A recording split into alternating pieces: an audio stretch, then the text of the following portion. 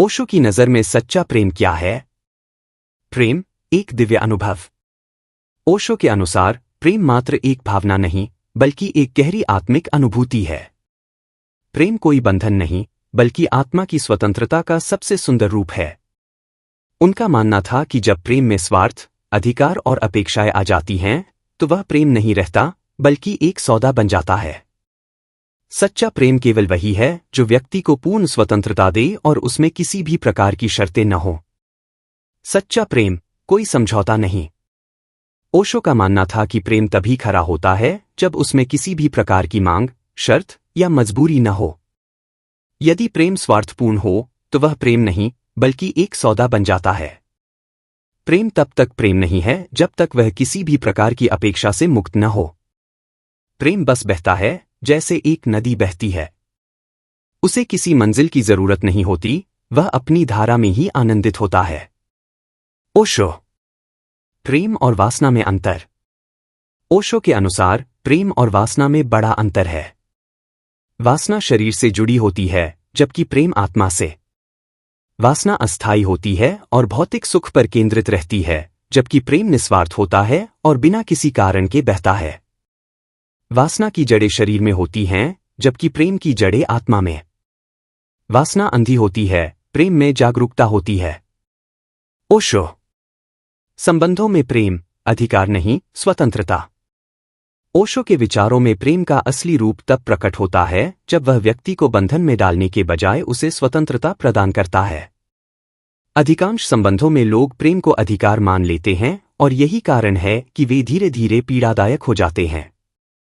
यदि प्रेम बंधन बन जाए तो वह प्रेम नहीं रहता।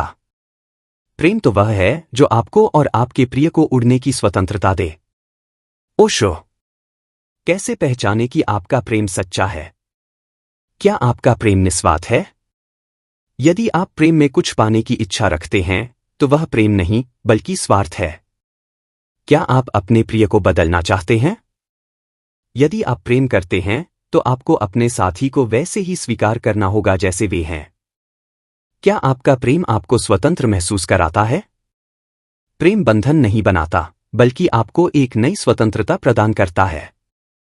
क्या आपका प्रेम आपको आंतरिक शांति देता है? सच्चा प्रेम संघर्ष और अशांति नहीं बल्कि शांति और आनंद प्रदान करता है। ओशो का प्रेम के बारे में संदेश। ओशो के अनुसार प्रेम का सबसे महत्वपूर्ण गुण उसकी स्वतःस्फूर्तता है। यह किसी दबाव या शर्त पर निर्भर नहीं करता। उन्होंने प्रेम को एक सुंदर यात्रा के रूप में देखा जिसमें कोई अंत नहीं होता। प्रेम का अनुभव तब पूर्ण होता है जब वह किसी स्वार्थ या उद्देश्य से मुक्त हो। उन्होंने यह भी कहा कि जब प्रेम में अहंकार आ जाता है तो वह समाप्त हो जाता है। अहंकार प्रेम का सबसे बड़ा शत्रु है। यदि आप सच्चे प्रेम का अनुभव करना चाहते हैं तो आपको अपने अहंकार को त्यागना होगा। जहां अहंकार समाप्त होता है वहीं प्रेम की शुरुआत होती है। प्रेम का सच्चा स्वरूप अहंकारहीनता में है। ओशो। प्रेम में ध्यान का महत्व। ओशो प्रेम को एक ध्यान की अवस्था मानते थे।